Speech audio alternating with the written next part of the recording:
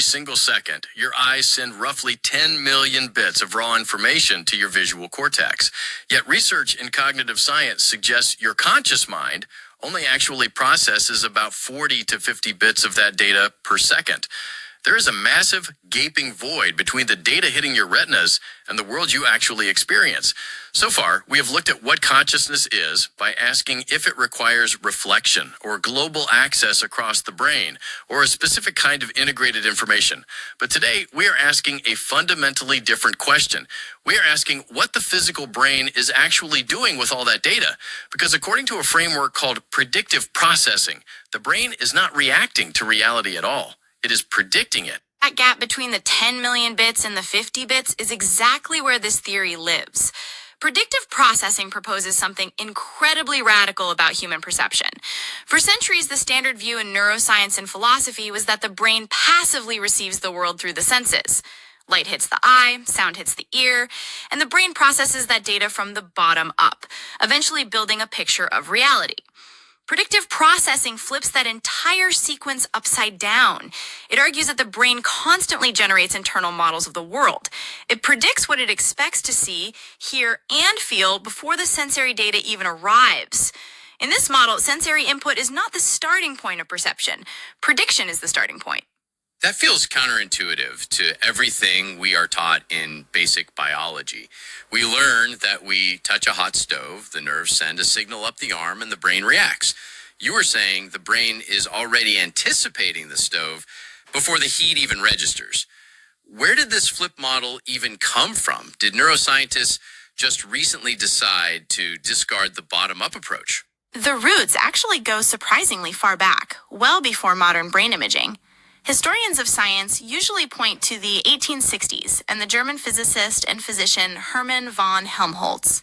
Helmholtz was studying vision and realized that the raw data hitting our retinas is actually full of blind spots, blurry edges, and ambiguous shapes. Yet we see a seamless, three-dimensional world. He proposed a concept he called unconscious inference. He argued that the brain must be taking the ambiguous sensory cues and combining them with past experience to unconsciously infer what is out there. If you see a small person in the distance, your brain infers they are far away, not literally shrunk. Helmholtz planted the seed that perception is a learned, active guess rather than a passive camera feed. It took computational neuroscience to give it teeth. In the late 1990s and early 2000s, researchers like Carl Friston began formulating the mathematical foundations of this idea, often tying it to Bayesian probability, which is a way of updating beliefs based on new evidence. Friston developed what is known as the free energy principle, showing mathematically how biological systems survive by minimizing surprise over time. Then philosophers and cognitive scientists like Andy Clark and Anil Fath brought these dense mathematical models into the broader conversation about the mind. Clark coined the umbrella term predictive processing to describe how this mechanism could explain everything from basic motor control to high-level cognition. Let us break down the actual mechanics of how this works in my head right now. If my brain is a prediction machine, how is it organizing these guesses? Brain builds what we call hierarchical models. It is a cascading system of expectations. At the highest levels of the cortex, your brain is predicting abstract concepts and broad contexts. Let us say you are walking into a coffee shop. Your high-level prediction is the concept of a cafe. That high-level model sends predictions down to the next level, anticipating the sounds of espresso machines and the smell of roasted beans. Those levels send predictions further down, all the way to the primary sensory cortices, predicting the exact visual contours of a mug or the specific frequencies of a barista's voice. The brain is pushing these predictions top down.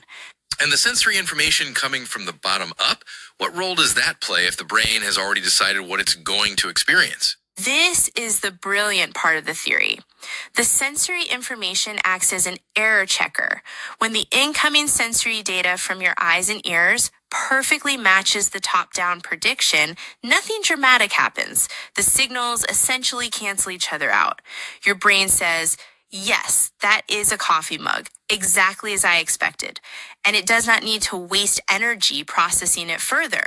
But when reality does not match the expectation, say you pick up the mug expecting hot coffee and it is full of ice water, an error signal is generated. This is called prediction error. And this error signal is the only thing that travels back up the hierarchy. So we're only really processing the things that surprise us. The brain's entire job is just to reduce that prediction error. Exactly. The brain operates on an imperative to minimize prediction error.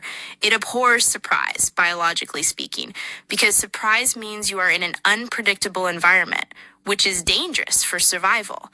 Now, the brain has two different ways to resolve this error. The first way is to update the internal model.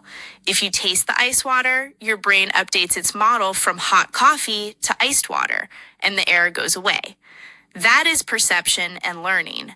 But there is a second, equally important way to reduce error. Which is what? Forcing the world to match the prediction. Precisely. It is called active inference. Instead of changing your internal model to match the world, you change the world to match your model. If your brain predicts that your hand is resting on the table, but your sensory data says your hand is currently hovering in the air, that creates a prediction error. To resolve it, your brain simply moves your arm down to the table. In this framework, movement and action are just ways of fulfilling the brain's own prophecies. Perception and action are not two separate systems. They are two sides of the exact same coin, both dedicated to minimizing surprise. That is a massive shift in how we view agency. We usually think of action as a command. Brain, move the arm. You are saying the action is just the physical body scrambling to correct a mismatch between the brain's expectation and the current reality. But how does this translate into conscious awareness? Because my brain might be resolving thousands of sensory errors right now, like the hum of the air conditioner or the pressure of my shoes, but I am not consciously aware of them until I focus on. That brings us to a concept called precision weighting. Not all prediction errors are created equal. The brain has to decide which errors are important and which ones can be ignored. According to predictive processing, consciousness and attention are closely tied to how the brain assigns precision or weight to an error signal. If you are walking down a dark alley, your brain assigns high precision to auditory prediction errors. A sudden snap of a twig creates a massive error signal that is weighted heavily, so it bursts into your conscious awareness.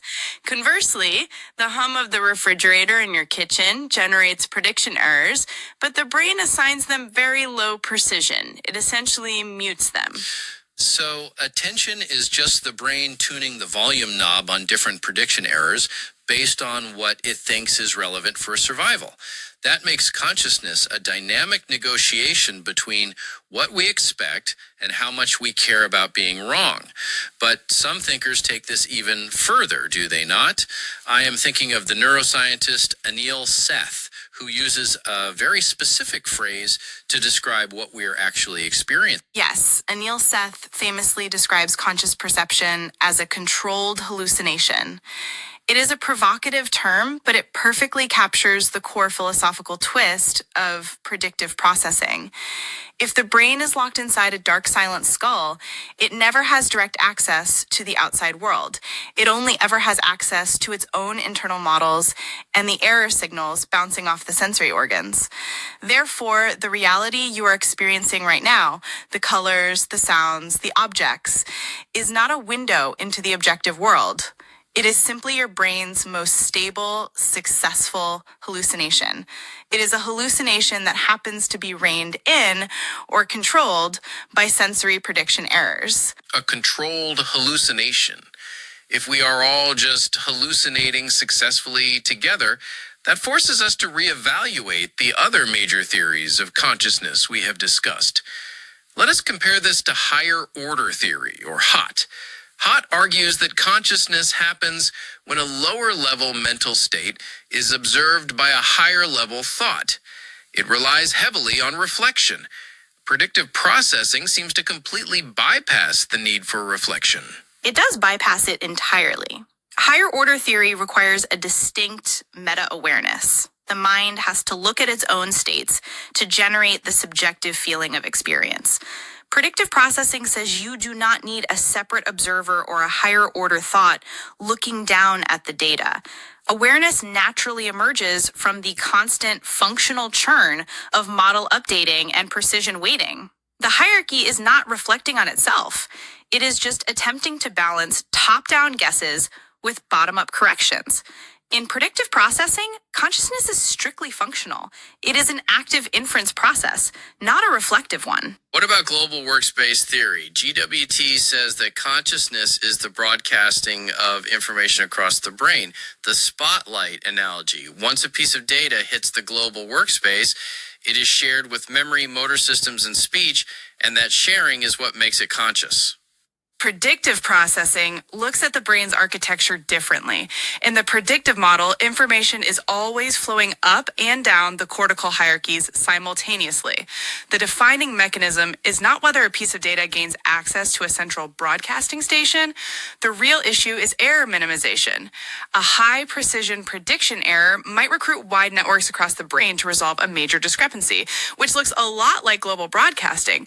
But for predictive processing, the broadcasting is a side effect of resolving uncertainty, not the fundamental mechanism of consciousness itself. It replaces the idea of access with the idea of relevance or precision. And then we have integrated information theory, IIT, which is heavily mathematical. It measures the phi value, the exact degree to which a system is integrated and differentiated. It asks how much consciousness a system has. How does the predictive approach respond to that? They approach the problem from opposite directions.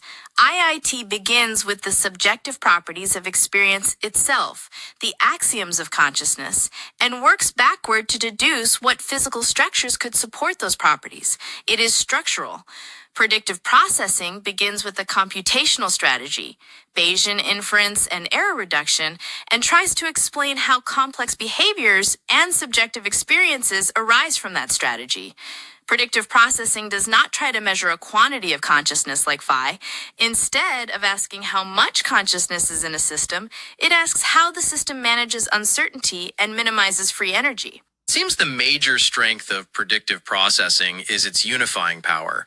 It takes perception, action, learning, and attention and folds them all into a single mathematical imperative: reduce error.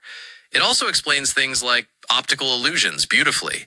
An illusion is just the brain refusing to let go of a strong prior expectation, even when the visual data contradicts it. I know it is also being used in psychiatry to explain conditions like schizophrenia, viewing auditory hallucinations as a breakdown in precision weighting, where internal predictions are mistakenly treated as external sensory data. That clinical application is one of its most exciting frontiers. Researchers like Paul Fletcher have shown how predictive models can explain delusions not as broken logic, but as the brain's rational attempt to make sense of aberrant prediction errors. If your brain is constantly generating intense, high-precision error signals for no reason, it has to invent a drastic new internal model, a delusion, to explain away those errors. It is mathematically elegant and provides a deeply empathetic way of understanding psychiatric conditions. But we have to look at the criticisms, because this framework is not universally accepted as the final answer to the hard problem of consciousness. Critics argue that while it is a brilliant map of cognition and brain function, it might still miss the subjective experience itself. Reducing mathematical error does not automatically explain why there is a subjective feeling, what it is like to see the color red or feel pain. Does prediction generate consciousness, or does it merely describe the unconscious machinery running in the background? That is the central philosophical vulnerability. Predictive processing provides an incredibly detailed account of the easy problems of consciousness, how we process data, how we react, how we integrate senses. But philosophers like Ned Block point out that you could theoretically build an artificial intelligence that perfectly executes Bayesian predictive coding, minimizing error across hierarchical models, and it might still be completely dark inside. It might still be a philosophical zombie. Just because a system minimizes free energy does not logically guarantee that the system feels anything. Leaves us balancing on a very sharp edge. If predictive processing is correct, then you are not passively observing reality as you go about your day. You are constantly constructing it. Your entire conscious experience is a living model, entirely shaped by your prior expectations and only occasionally corrected by the surprise of the outside world. And perhaps the deepest question this leaves us with is this: are we ever truly discovering the world, or are we just continuously guessing it? Higher order theory gave us reflection. Global workspace theory gave us access. Integrated information theory gave us structure. Predictive processing gives us prediction. As we move forward, we may need to ask whether consciousness is fundamentally computational at all, or whether something even deeper, something beyond mathematical inference, remains totally unexplained. If you found this conversation thought-provoking, please share this episode with a friend who might enjoy it.